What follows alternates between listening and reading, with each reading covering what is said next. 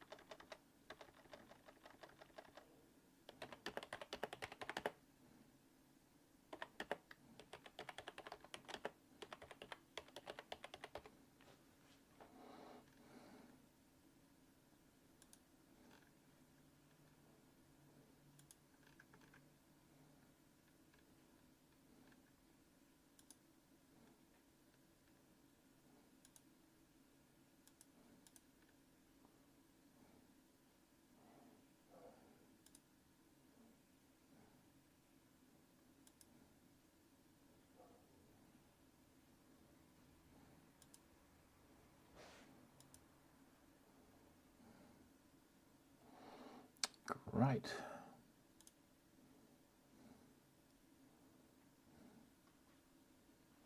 Okay, excellent.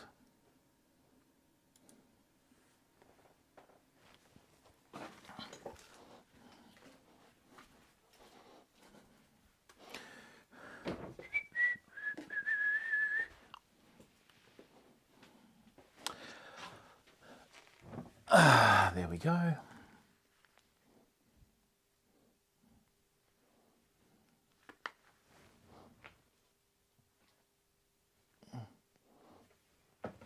Alrighty. Okay, welcome. We've now started our Friday night fly tying nights to allow for the time difference for our American and Canadian viewers, and also parts of Europe as well. So look, what we're going to do today is we are going to look at one of the go-to flies for saltwater fishing, okay? And one of the go-to flies is a Lefty's deceiver and its variations.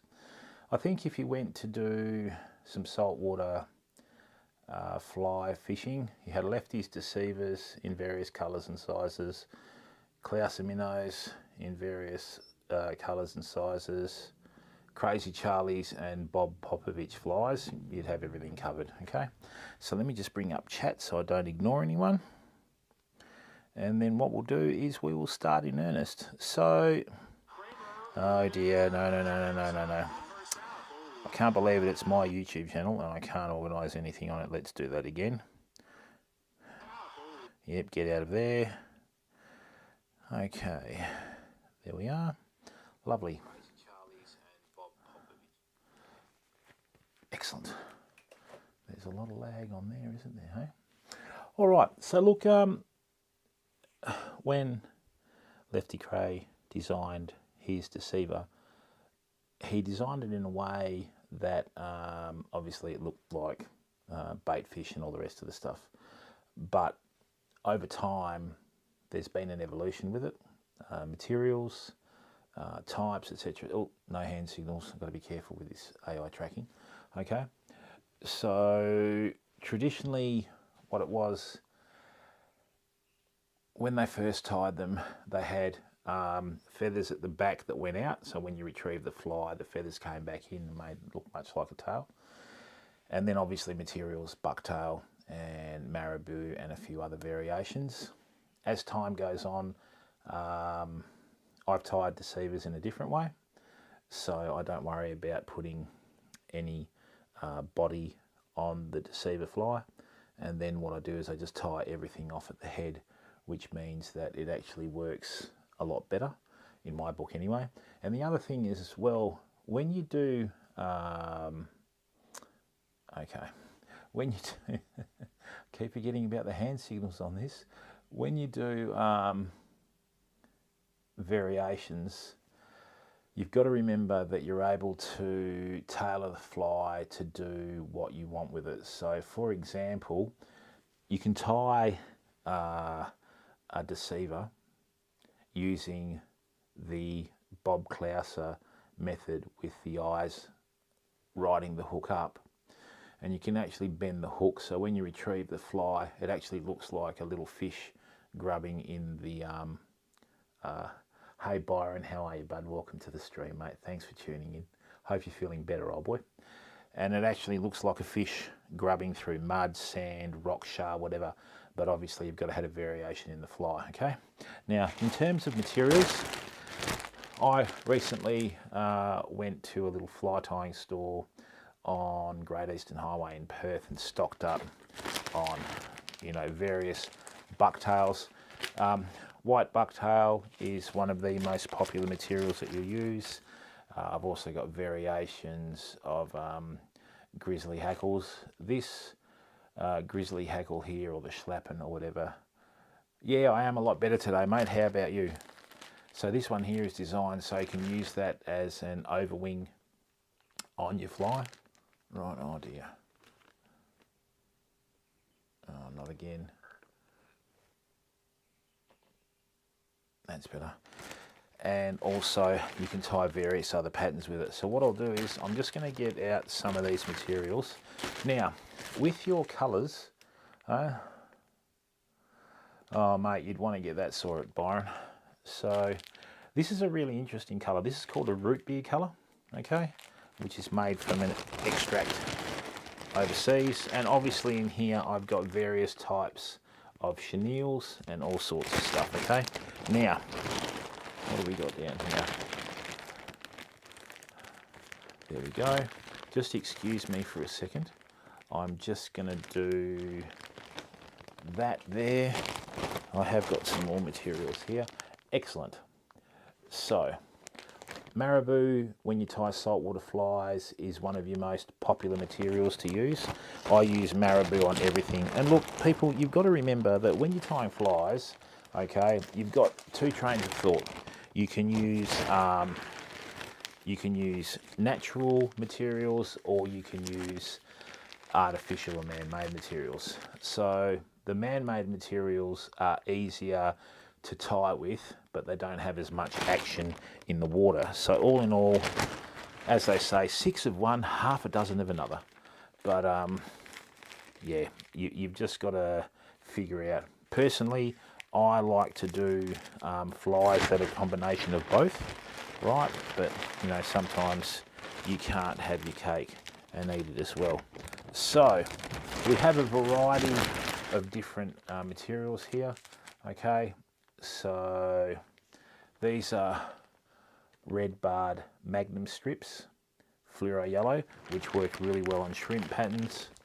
Red chenille is another staple for your fly tying. This is a micro shell pink chenille that is used on shrimp and prawn flies. And look, colour combinations are important as well, people. So what you've got to do is you've just got to make sure that you use colours that are relative to the flies that you're tying. One colour combination that a lot of people don't seem to really give too much credit to nowadays is grey and white. Okay, that is one of the most popular colours that Lefty used himself on a lot of his interviews that I've watched. All right, and let me just have a look at this. Yeah, these should be fine. Okay, so what we'll do is we'll put these back here. Okay, all right, what I'm going to do now is I'm going to just zoom in here for a second. So, oh, don't tell me I've lost my pen again. I have I? Oh dear, another jack in the box. Great. So let's do that. Let's do this.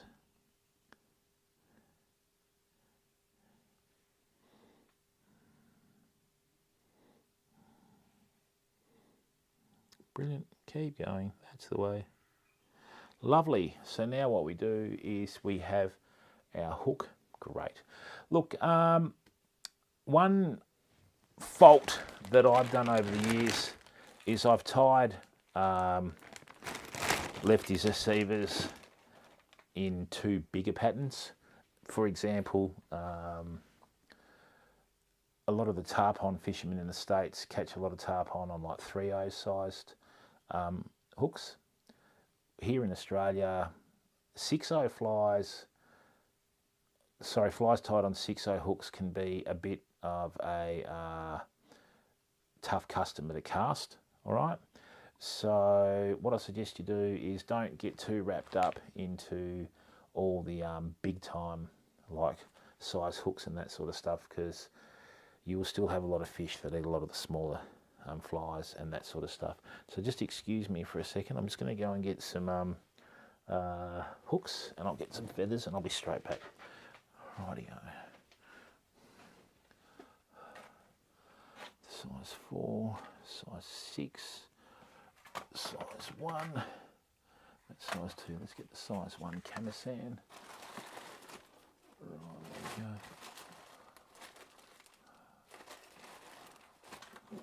Right there. Lovely. Bring that back. Excellent.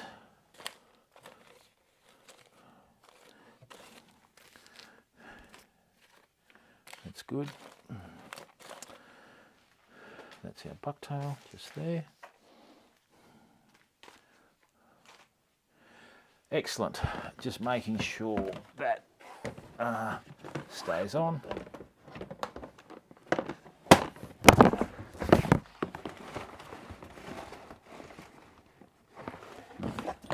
It was the grey one.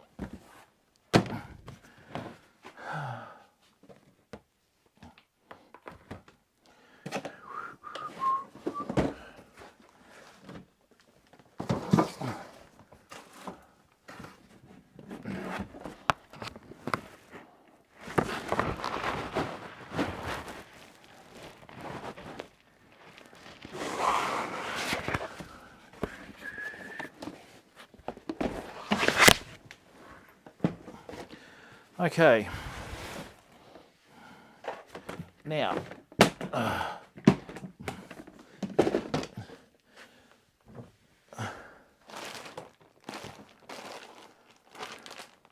this is grey bucktail. Okay, so a little bit of a food for thought. There is a saying in saltwater fly fishing, when in doubt, use white. But as a rule of thumb, most of your bait fish, okay, the top, or most, well, virtually all of your fish, the top of the fish is always darker than the bottom. Okay, now you don't have to have really like accentuated differences there, but if you have a look here, see that there? A lot of your fish in saltwater, mullet, classic example. They do have a very, very slight difference in tone from the top to the bottom. So that's actually a very popular colour combination that works really well for most flies. So what I'll do, okay, is we've got some 4.0 WSB tackle heavy duty uptied hooks. Okay, what I'll do is 4.0's a really good size. Okay, so let's just chuck that in there. Right, now what I'm going to do is I'm just going to bring that back here like so. Okay, hang on.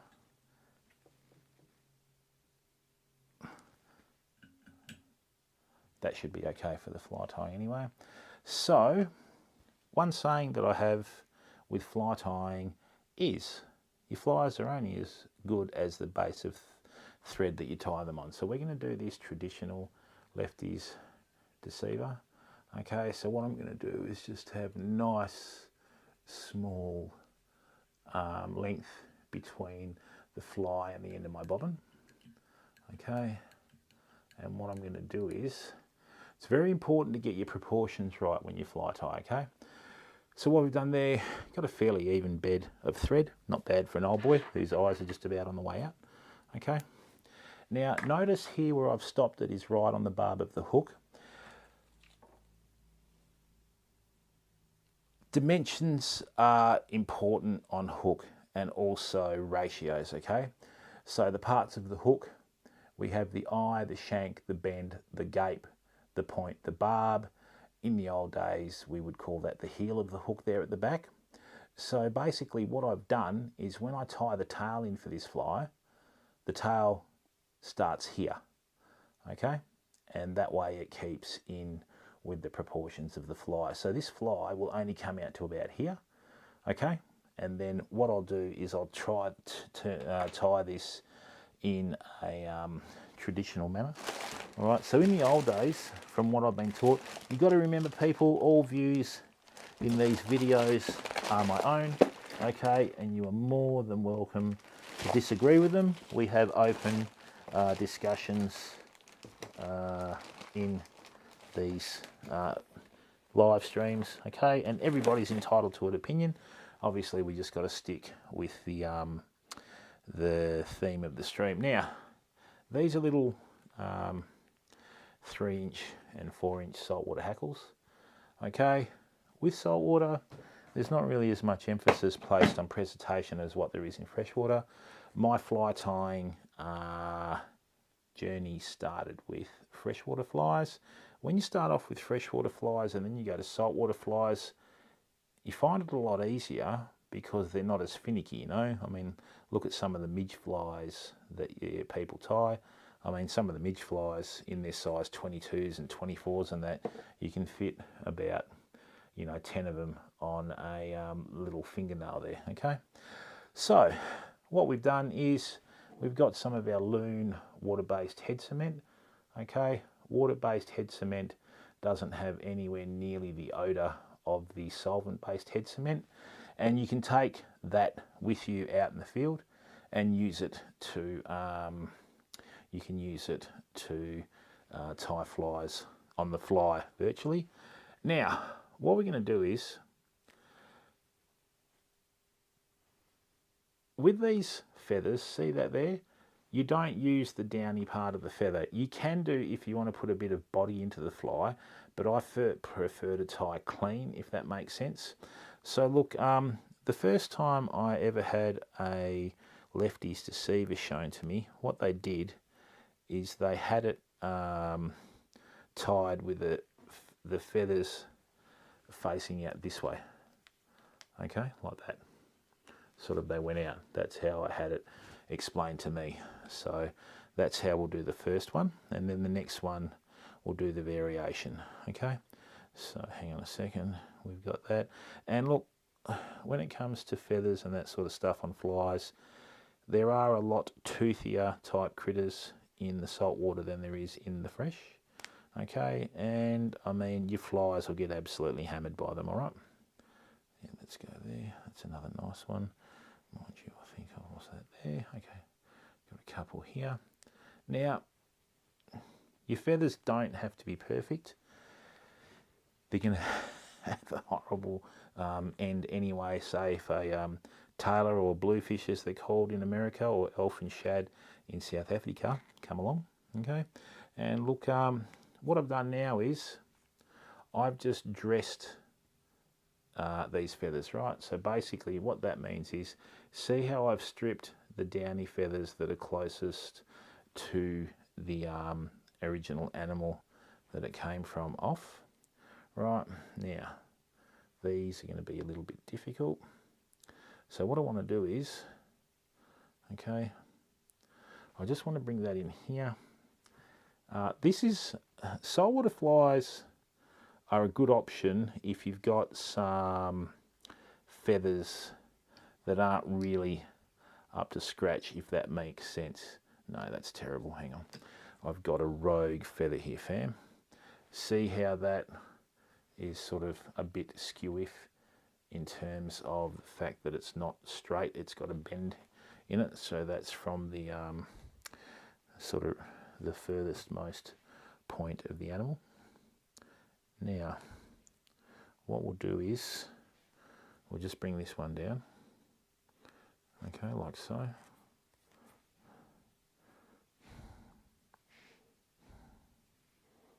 Okay.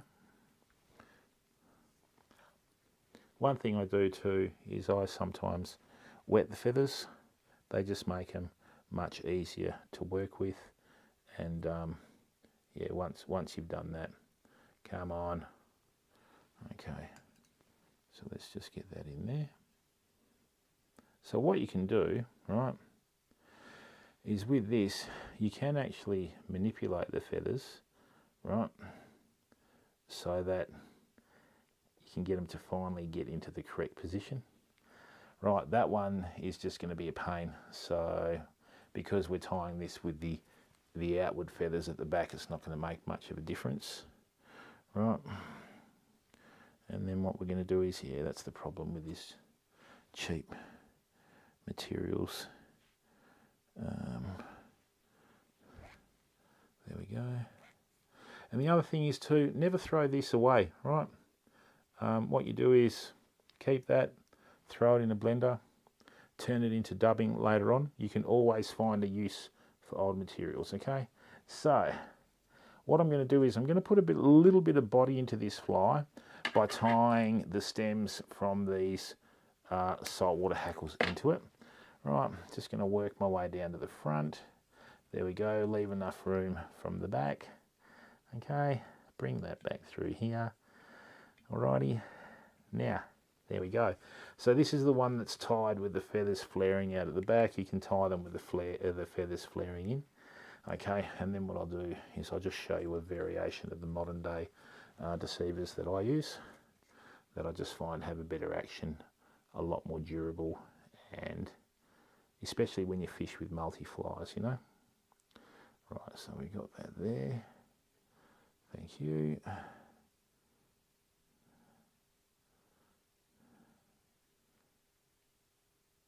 Okay, lovely. Right, now one thing you want to always do, okay, is when you're tying flies, you always want to make sure that you've got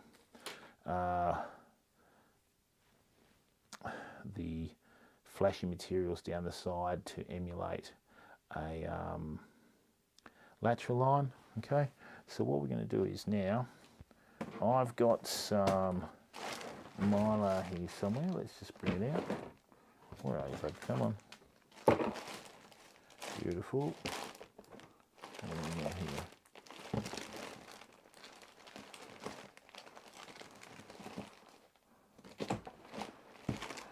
Okay. That's seen better days. Right.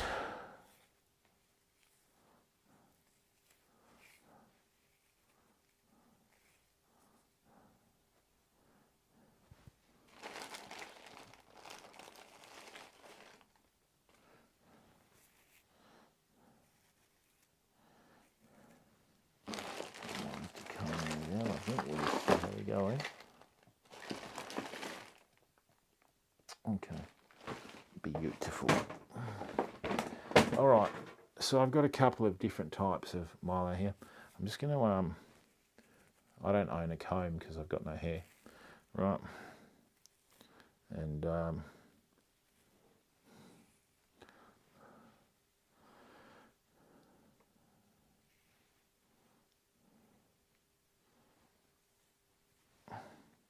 so what we'll do is we'll just put some down one side like this,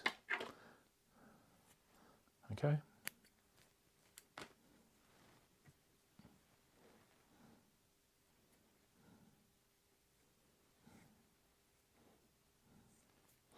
Okay, you try and make them the same length reasonably, okay? So what we'll do is we'll just put that in there. And what I'm going to do, I'm going to show you a little trick. So see this here? Right, that's great. What I'm going to do is I'm just going to fold that back now, okay? Once I've got the length right. There we go. I'm just going to put that on the other side. Beautiful. So if you just halve what you've got there, that will just save on materials and you still have the desired effect, okay? Right, there we go. Chuck that in there. Now, one thing I like to do is when I'm tying flies and that sort of stuff, I always like to leave a red throat under here.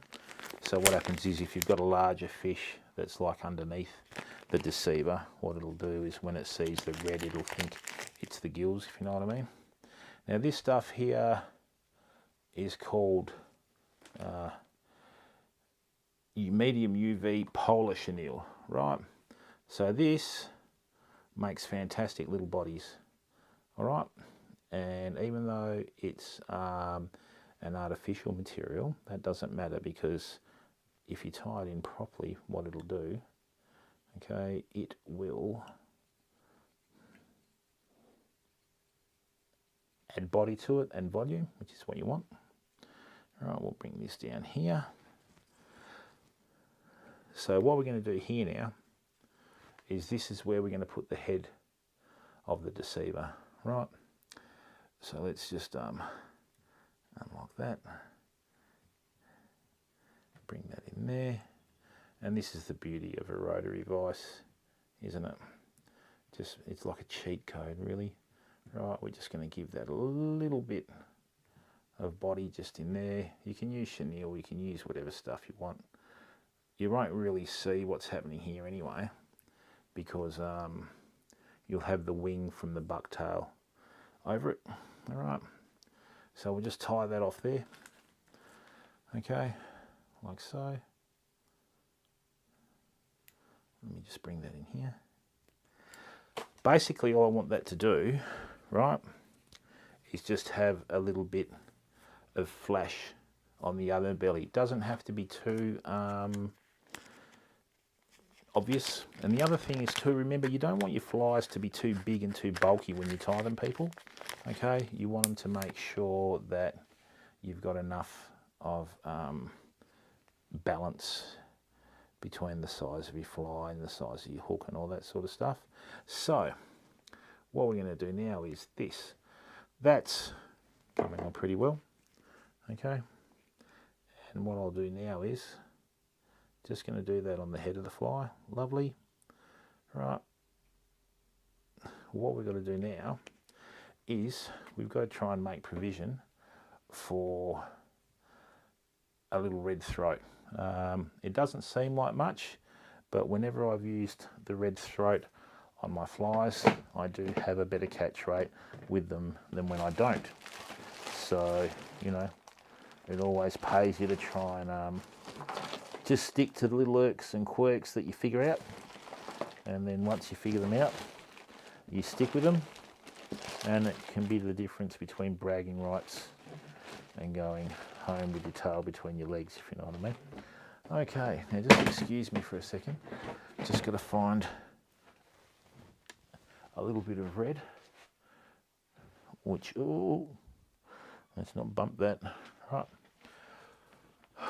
where is it? That's red bucktail. Yeah, I could use red bucktail, I guess. Look, one thing I will say, right, never be limited by your imagination.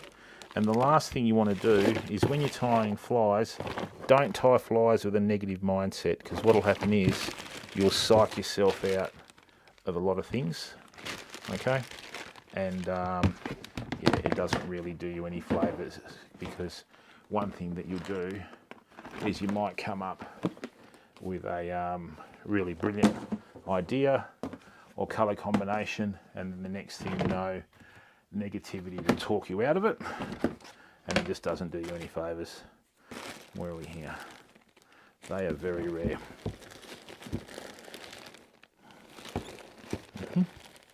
Okay, what I'm going to do here, fam,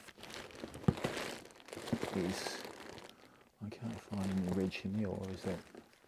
Nope. Yes, that's the problem with materials. Once they start to get low, it's getting harder and harder to replace them, if you know what I mean. Oh, here we are. It would have bit me if it was a bloody snake. Dun, dun, dun. Right. Now, what we're going to do, I'll check that out later, big fella. Right, so first thing we're going to do, see this here? Right, this is just a very, very subtle little thing that can make the difference, because what happens is when you've got fleeing bait fish, their gills will flare and it'll expose the gills, okay? So what I'm going to do is, with this here, okay, you don't ever want to tie materials in that'll affect the ability of the hook to set into the fish, right? So let's bring that down here. This has got to stay on the underside of the fly like that, right? Doesn't matter that we've trapped a little bit of the chenille, and see how I've done there? I've just got a really nice little tight, compact head tight on that. Okay, alrighty, there we go. Now what I'll do is I'll just hit that with the head cement.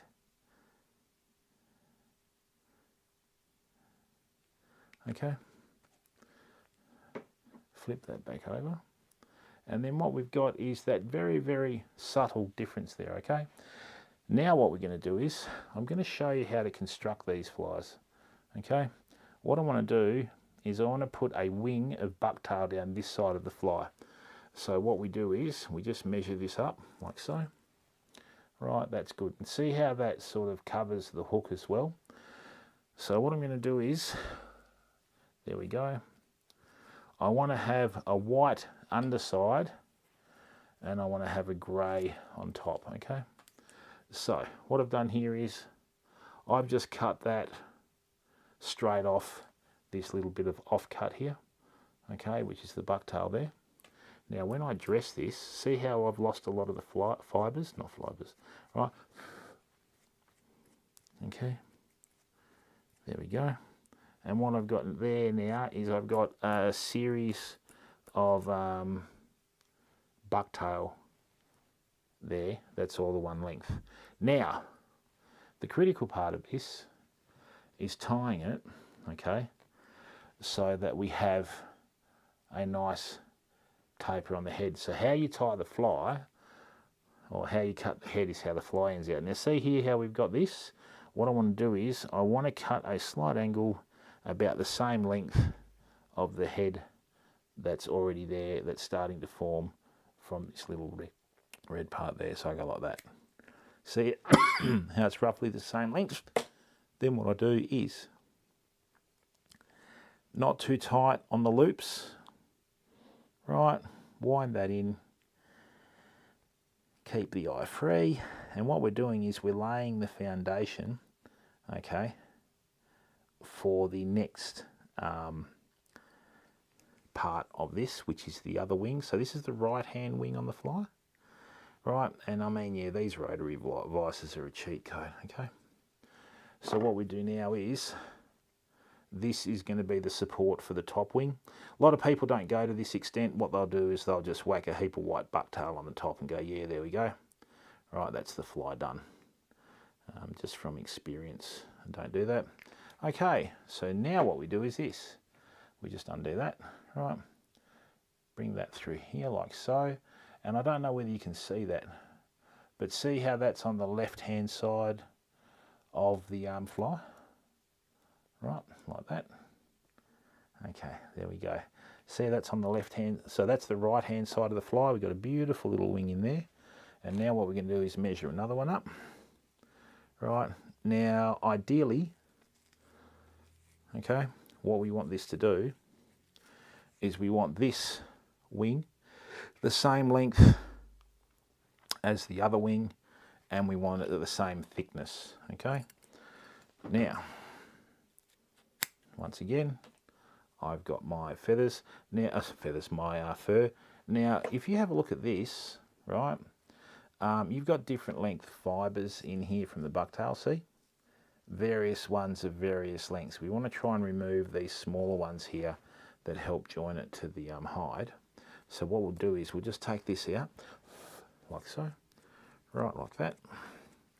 And what I'm doing here is just dressing the bucktail, pinch it there, hit it there, all the shorter fibres, right, and now leaving this bundle. And what we have is what we desired initially, is we've got the same length, bucktail fibres, okay, the same thickness. Now we just got to get the head right. So see that there? Right, what I want to do is, I want this here to be cut the same length as the head there, like so. Rightio. Gonna have to turn that volume off. Okay, and then what we're going to do is just nice, steady turns, not too tight. Okay, beautiful. Just like that.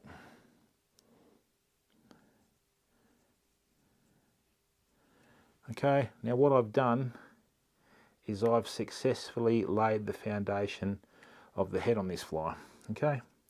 Because I have the left hand wing, I have the, the left side wing, the right side wing, okay? Where's my little mate, the lighter? Beautiful. It's the other good thing too, when you're using water-based head cement and you get the old lighter out, which is the best way to clean fibres out of the eyes on your hook and that, it doesn't go up and start a house fire. Okay. Now, what I do here is like that. Bring that down there, and what I've got is I've basically got the base of this fly. Now see that there? That looks like there's only one side of this fly tied. That's how you know that they're the same size. And see that in there? See how they're the same length? So basically what I've done is I've already got that bait fish profile already, okay? So we've got the feathers flaring out. We've got the mylar down the side, and I've got two little wings of bucktail on the side. Now, when I turn that like that, I want to show you how just changing to a grey, okay, is going to just give it a subtle change and a beautiful little contrast like that. See? Beautiful. Starting to look like the bait fish that swim in our waterways already. Salmon are all over these flies. When we caught salmon from the beach back in the 90s, we used deceivers. And yeah, when salmon get in close and they're on the bite, they'll hit anything. So, see how we have these different length fibres in here? Right, I'm just going to hit that out again and dress it. Right. Put that down like that. Okay, and there we have the subtle change that we're after. Once again, right, I want to make sure that this head is the same length. When I cut these, beautiful. Bring that over here. Now, this is the bit that can ruin your fly. Okay, so let's just bring this down in here now. You want to make sure that this head is asymmetrical. Right, let me just check this out. Yeah, that's good.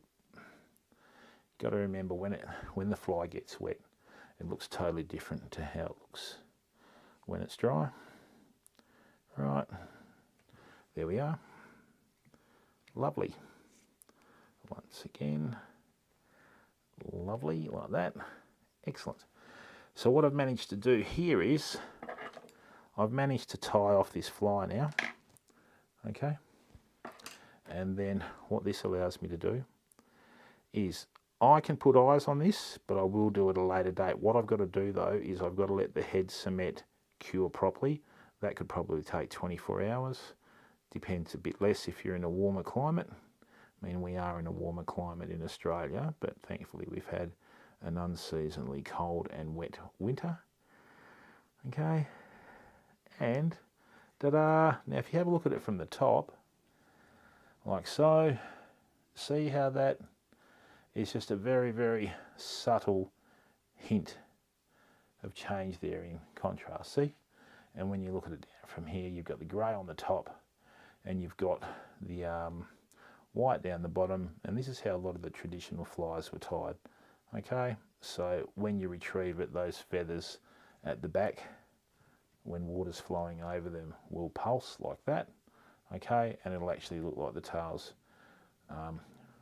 or like wiggling on the fish. So the best thing to do now is with this, right, I just got to make sure. There we go. All right, so the other important thing to remember here is,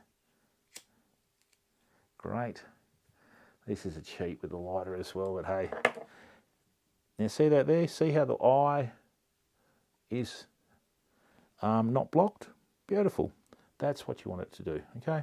So that's our traditional deceiver.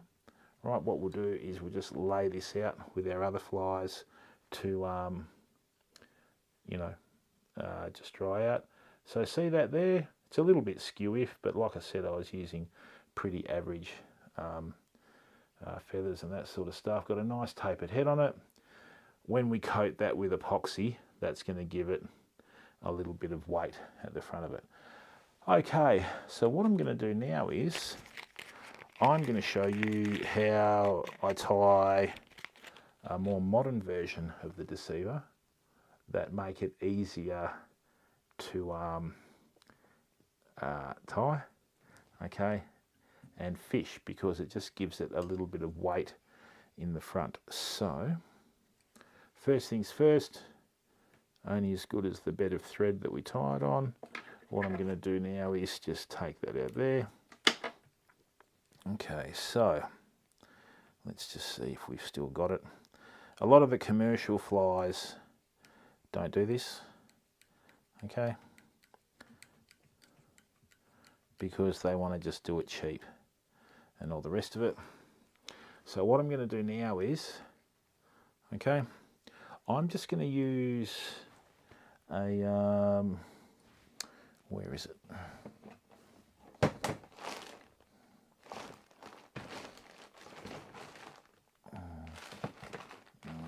Use that. I don't want to use that. No, I don't want to use that. Is there anything that I want to use? Right. Normally, what we do is we just give the shank a little bit of chenille. Okay, just basically just to add a bit of depth to it, if you know what I mean. Okay, so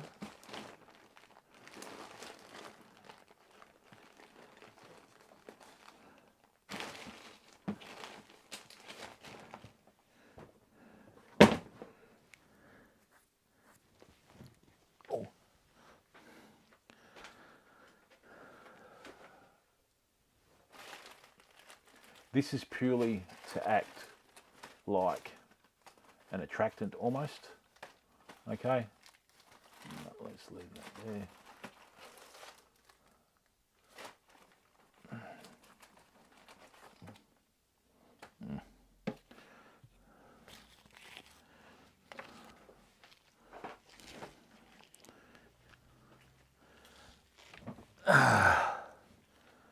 So what I want to do is, I just want to have a shiny underside to this. Okay, because most of your fish on their bellies are silver or white even, you know. So what we're going to do is in here, just hit that with the water-based head cement. Just let that set. Youch. That is my foot.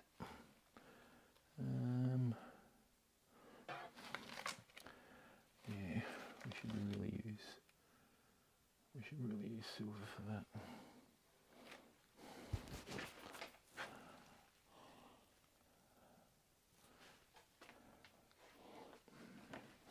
I cheat sometimes and use a bit of pipe cleaner.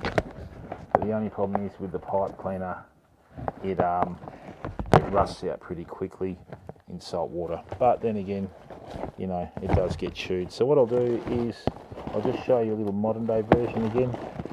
What have we got here? I think they refer to them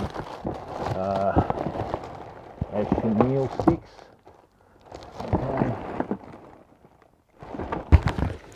Yeah, we'll do that. Okay, so this is a little chenille stick from my local haberdashery store.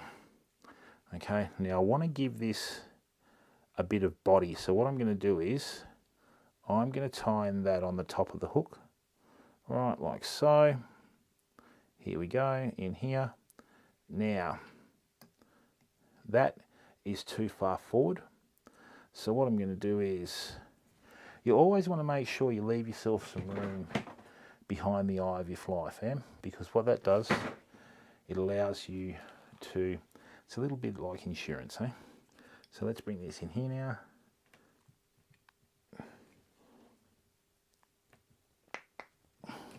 That was the fingers, getting old, people.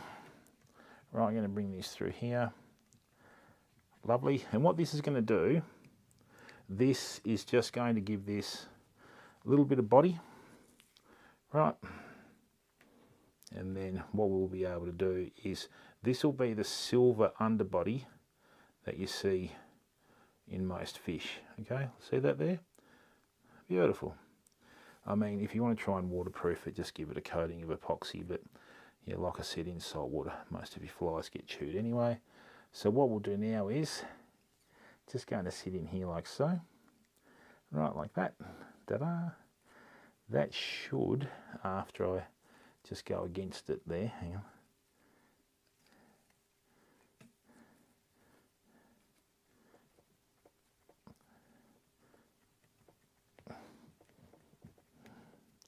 Okay, and what we've got now is, we've got a lovely little silver underbody. Right, you can use silver, you can use pearl. What I want to do is, I just want to build this up a bit, because what I'm going to do is, I'm just going to show the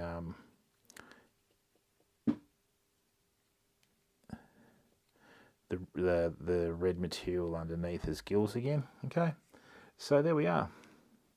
So what will happen is, we're just basically trying to tie a fly that has the profile of the bait fish. So the feathers will go around it and sort of come in against it. And then what we do is we put the bucktail over the top, okay? So there we go, a little bit of water-based head cement. Ta-da! And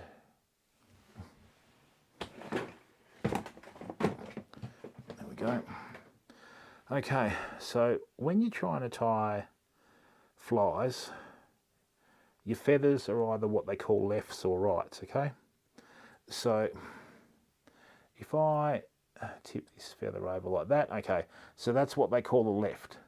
That goes on the left-hand side of the fly, and the feather will taper around to the back and touch the feather on the right-hand side, okay? Then what we have here is, and look, I've bought these little shanks of, or hanks, whatever they're called, of these feathers, and they're either all lefts or they're all rights. Now, okay, so that one there, boom. Yeah, that can go either way, but I'm going to make that into a right. See, we are there. So that's a right. That goes on the other side. Okay, and this will be important later, so I'll show you why a bit later. Now, let's have a look. Right or left? Yeah, I don't think we've got too many rights on this one. And thank you very much to the 6 viewers that are in here. Thanks for giving up your time to come in and watch. Okay.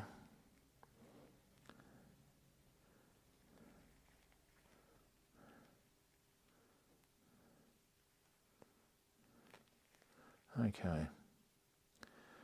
No, that's a right. That's definitely a left. And look, I'll use 3 feathers on either side for that. What have we got here? Let's have a look. No. And after a while, you just train yourself to be able to pick up. Oh, it's definitely a left there. And like I said, tying this way, right, it just basically gives you a good outlet for feathers that aren't much chop, if you know what I mean. You've got varying lengths and varying dimensions and all the rest of the stuff. All right, so that's definitely a left. We can hide that on the inside. All right, and that one's a left or a right. These, I'd love all feathers to come out this, but it's not often the case. So you can use it as a left or a right. So we'll put that aside for later on. I just need one more right feather. Here we go. All right, great. So, ta-da. Excellent. So that's another right there. Okay, lovely. Excellent. So, what I've got here now is these are all my lefts, right? Sorry, these are all my lefts. Okay, I don't want to confuse the issue. Hey! Georgina Baba. Nessa Chepka. All right.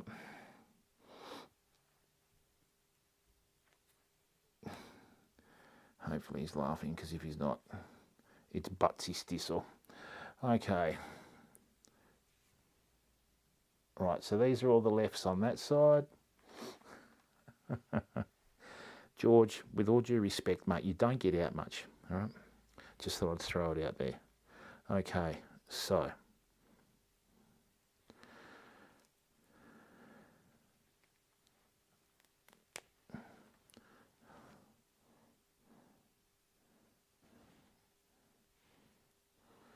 Yep, that'll do nicely.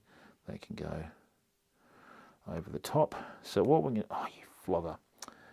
Ah, dear. All right, sit back. Georgie, sit back. All right, so what I'm going to do here is I'm just going to get all of this sort of marabou-like material off the bottom of this feather stem. Yeah, I got my moments. All right. Okay, there we are. So, what we're going to do here now is this. I'm going to tie, now see how these all hook down to the right?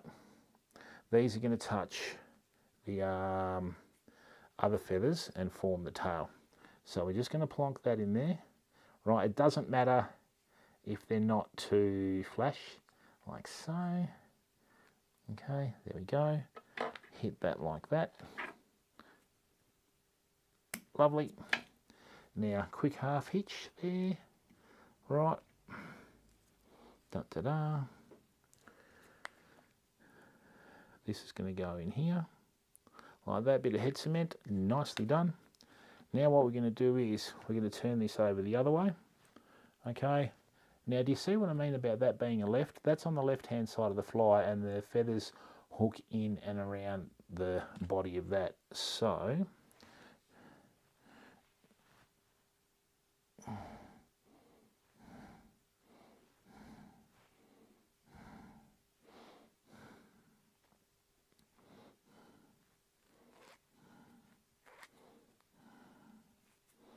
This is the thing with fly fishing, people. I think that you can go to a university in America and, you know, do a course or a degree in fly fishing, but most fishing and fly fishing is self-taught. So the secret to that is just put yourself around knowledgeable people and just tap into their knowledge base, you know. So there we are. Now see what I've done here. See how the stems of this feathers have gone over the shank. You don't want to do that. You want that on the side, because when you're dealing with such small parameters here, okay, you don't want to have anything that throws your proportion out of whack. So what we've got there is got a beautiful little fly, okay, nice and compact little fly. There we are, like so. All right, we bring that back here, and voila. So what I've already done without even doing too much is see how we've got these tips of the feathers matching up. Beautiful profile, okay. All right, we'll hit that again. And what this does is allows us to basically form the head of the fly. Now you've got to remember, people, when you're tying flies, everything you do is significant, right? So don't think for the step of the fly that you're tying now. You've got to think ahead of the effect that's going to have on the overall shape of the fly and proportions of the fly, etc., etc. Right, so, yep, good, lovely. We'll just keep that little eye clean. Great. So now what we're going to do is a couple of things. What I want to do here now is I want to just use a little bit of silver. When you've got fish that are grey on top and white on the bottom, right, their lateral lines are usually silver. Their eyes are gold sometimes, right? So what I'm going to do is I've got this beautiful flashaboo material here, and once again we're just going to sort this out like so. Okay, so we want to give this a fairly good dose here. All right, like so. Ta-da. Yep. Bring that around like that. And what we've got is we've got our flash on the side of the fly. Don't worry about this hanging down. When this gets wet, okay, the whole fly is virtually going to sort of merge into one shape. The way I'm going, I think I might merge it into one shape now. Right, you know, let's just get a bit of a taper on this head now. Oops, great. Now this is good. Got a couple of feathers that are a bit AWOL, but we'll sort that out. Once again, thanks to the 6 viewers that have tuned in, we're going to be doing a lot more live streams on YouTube, especially with our fishing content. It's not all going to be fly tying, but is that a left or right? I think that might be left. Hang on. Yeah, it is. Okay, great. Now, ta-da! What we're going to do here is going to put the little red throat in. Like I said, I seem to get more hits on this fly when I put a red throat in on it. And like I said, it just imitates your fleeing bait fish. Now, don't be too put off by all of these feathers at the point of the hook, because what you've got to remember is too with that, the feathers are quite soft, so they shouldn't.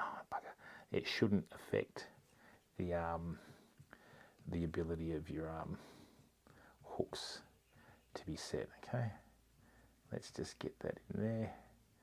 Great, there we are. Nice. Bring that in here. Okay. So this is the modern version that I'm telling you about. We're not going to have time today to go into variations. We'll do that on our next stream.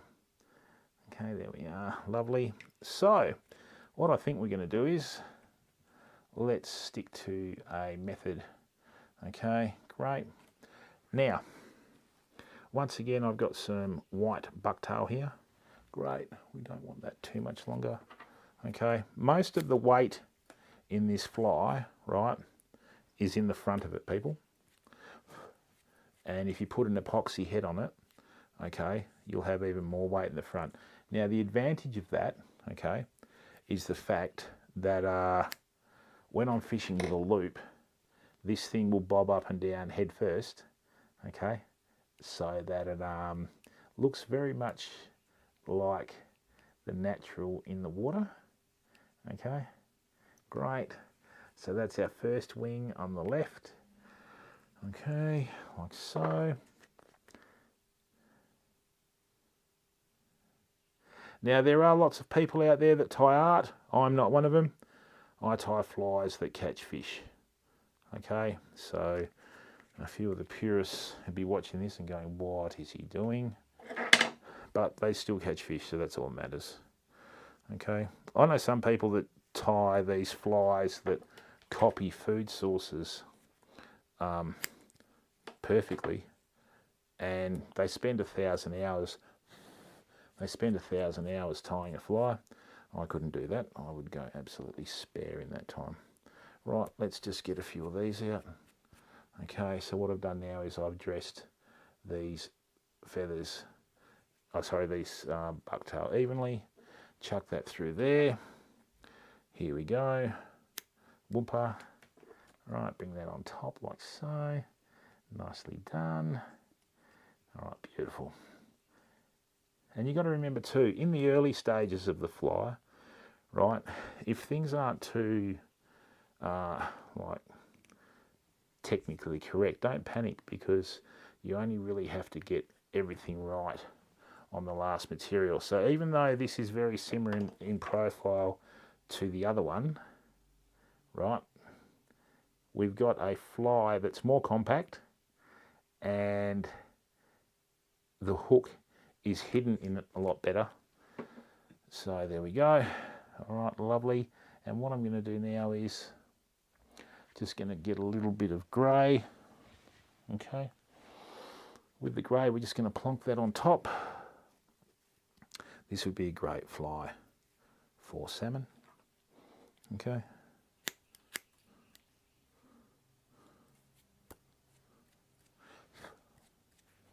Like so. Chuck that on top there. Just a very slight hint. Right, here we go. Now this is the bit that's the most important. As long as we get that wing on there. That's a really nicely tapered head as well. Great. Let's just bring that round like so. We'll tie this off at the eye, or won't we? Oh, got it through there, lovely. Okay. Okay. Ta-da! So what I've got there now is, this is still tied on a 4/0 hook, okay? But what we've got is much more compact fly. These I find a lot easier to fish in salt water, especially the way that the weight's distributed across the fly. Now, you've got to remember, I've still got to put eyes on here and that. We'll worry about that later. Let them dry out. So I'll just give you the rundown. So this is the traditional deceiver that we tied. See how it's like a, whoops. See how it's like a slimmer profile there? Right, it's a much larger fly, okay? So if you see larger predatory fish around, you could go to this and you'd have the larger fly that you wanted. Now notice too how this is a much slimmer profile because it's not dressed as heavy as this. Still has the basics, okay? We got the throat there, we got a little bit of gold and pearl underneath. The feathers are opposing one another, not touching like the modern one. And then basically we've just got a lovely little taper. And you got to remember too, like I said to you, when you fish these, flies look totally different in water, right? Don't worry about what it looks like on the vise, worry about what it looks like in the water, and I'll show you that in a second, okay? So yeah, you got to remember, you got to look at everything from a fish perspective, not a human's perspective, because we're the ones trying to catch the fish. And when you think about it though, I mean, fishing's just a modern day version of hunting. So in the old days, you know, people would go fishing to provide for food. Nowadays what we do is we do it to just, you know, virtually entertainment and recreation. So there we are. Right, we'll leave that in there. That's left a beautiful base, okay, for us to put some stick-on eyes on, okay, and with that, yeah, I mean, it's all good. And what we have now is we have a much more compact fly with most of the weight at the front, so you can catch smaller fish. Like flathead, absolutely devour these, especially big flathead. 3/0 hooks, doesn't matter. When the blue spot flathead come in to spawn off the coast, which is our version of the dusky flathead over east, I'm actually glad we don't have dusky flathead here, because they'd eat everything. They'd eat even our flathead. So, great. There we are. So that fly is ready to go. One little thing I've just got to do here. Lovely. Lovely. Now see that there? So what we've got, the eyes clear, okay? And then on the top of the fly you can clearly see the grey. So, ta-da, that's what it's basically going to look like in the water. Put a set of eyes on that and you've got another focal point for the fish to strike, okay? And it's much the same for this. All right, so I mean, yeah, more strength to its arms, as they say, you know. But that's a much bigger fly. See the one at the back? It's probably about another inch longer, but that's all right. You've always got to have options. And once again, very similar. There's the grey on top, the throat underneath, and away we go. Okay, so what we'll do now is we'll just take that out of the vise, okay, and look, all of my materials that I can and my fly tying vise, bobbins and everything were bought from Lure Parts Online in America, and great people to deal with. Same old story, if you want quality you just got to buy American, because a lot of the manufacturing's left Australia. So there we've got two flies, beautifully done. We haven't put eyes on them yet, so don't panic. Right, I know they need eyes, but you've got to give the head cement time to dry so that you can put the eyes on them as well. And then what we'll do, just as a bit of insurance, we'll just give it a very light coating of epoxy. But if I can find my UV light, we're going to use some of these Loon Outdoors UV Clear Fly Finish Thin, as they say in New Zealand. Okay, and look what we've done there. The first two flies we've tied with,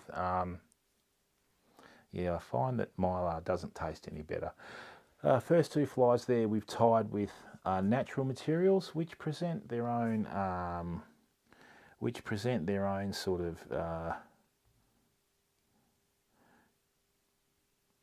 issues, mainly if you're just starting out your fly tying, because what happens is when you start out your fly tying, you know, it's very hard to learn tension. And what we'll do is I'll do a live stream on beginners tips and tricks for fly tying, because when you've made enough mistakes, and let's face it, the difference between an expert and a beginner is just the experts made their mistakes and hopefully they've learnt from them. Okay, so look, I'm going to sign out now. We have got quite a good little collection of flies here. All right, oops, these are the ones that we've tied on stream. I thought that was going to grip a lot better than that. Grips the old fingers though. Right, let's do that. And I mean, even some of our little clouses and that sort of stuff, you know, these have turned out beautiful little flies. So what you do is, I mean, you find most of your fish on the bottom anyway, but this just allows us to give us options, all right? And away we go. So look, thank you very, very much, everyone. I'm going to sign out now. I've got to go and do some work. And then this afternoon, what we'll do is we'll do probably a gardening live stream, and we'll do another fly tying live stream tonight. So thank you very much for giving up your time to watch the content. Time's the most important thing that we have, okay? And I hope you're enjoying the content. Please don't forget to leave a like, because Wouldn't go that far, George. There is another word that starts in master that I can't say that I could be accused of being an expert in as well. All right. Have a lovely day in your world. Bye for now.